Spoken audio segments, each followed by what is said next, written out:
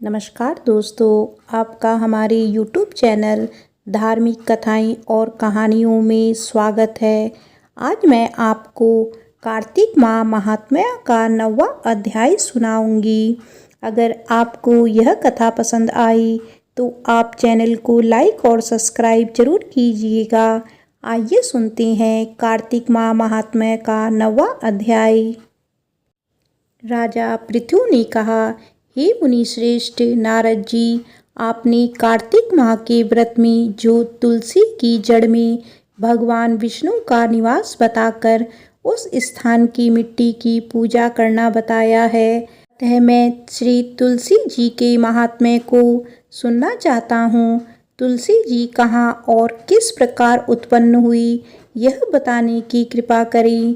नारद जी बोले, राजन, अब आप तुलसी जी की महत्ता तथा उनके जन्म का प्राचीन इतिहास ध्यानपूर्वक सुनिए। एक बार देवगुरु बृहस्पति और देवराज इंद्र भगवान शंकर का दर्शन करने कैलाश पर्वत की ओर चले।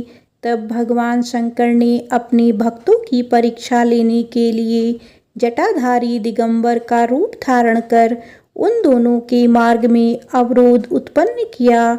यद्यपि वह तेजस्वी, शांत, लंबी भुजा और चौड़ी छाती वाले गौरवर्ण अपने विशाल नेत्रों से युक्त तथा सिर पर जटा धारण किए वैसे ही बैठे थे। तथापि उन भगवान शंकर को ना पहचान कर इंद्र ने उनसे उनका नाम व धाम आदि पूछते हुए कहा कि क्या भगवान शंकर अपने स्थान पर हैं या कहीं गए हुए हैं। इस पर तपस्वी रूप भगवान शिव कुछ नहीं बोले। इंद्र को अपने त्रिलोकीनाथ होने का गर्व था। उसी अहंकार के प्रभाव से वह चुप किस प्रकार रह सकता था। उसने क्रोधित होते हुए उस तपस्वी को धुड़क कर कहा, अरे, मैंने तुझसे कुछ पूछा है और तू उसका उत्तर भी नहीं देता। मैं अभी तुझ पर वज्र का प्रहार करता हूँ, फिर देखता हूँ कि कौन तुझे दुमति की रक्षा करता है। इस प्रकार कहकर जैसे ही इंद्र ने उस जटाधारी दिगंबर को मारने के लिए हाथ में वज्र लिया, वैसे ही भगवान शिव ने वज्र सहित इंद्र का हाथ स्तंभित कर दिया और विकराल नेत्र कर उसे देखा। उस समय ऐसा प्रतीत हो रहा था कि वह दिगंबर प्रज्वलित हो उठा है और वह अपने तेज से जला देगा। भुजाएं स्तंभित होने के कारण इंद्र दुखित होने के साथ साथ अत्यंत कुपित हो गया, परंतु उस जटाधारी दिगंबर को प्रज्वलित देख बृहस्पति जी ने उन्हें भगवान शंकर जानकर प्रणाम किया और दंडवत होकर उनकी स्तुति करने लगे।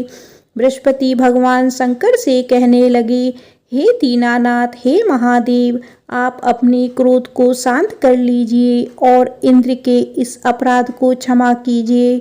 बृहस्पति के यह वचन सुनकर भगवान शंकर ने गंभीर वाणी से कहा, मैं अपने नेत्रों से निकलते हुए क्रोध को किस प्रकार रोकूं। तब बृहस्पति ने कहा, भगवान, आप अपना भक्त वत्सल नाम सार्थक करते हुए अपने भक्तों पर दया कीजिए।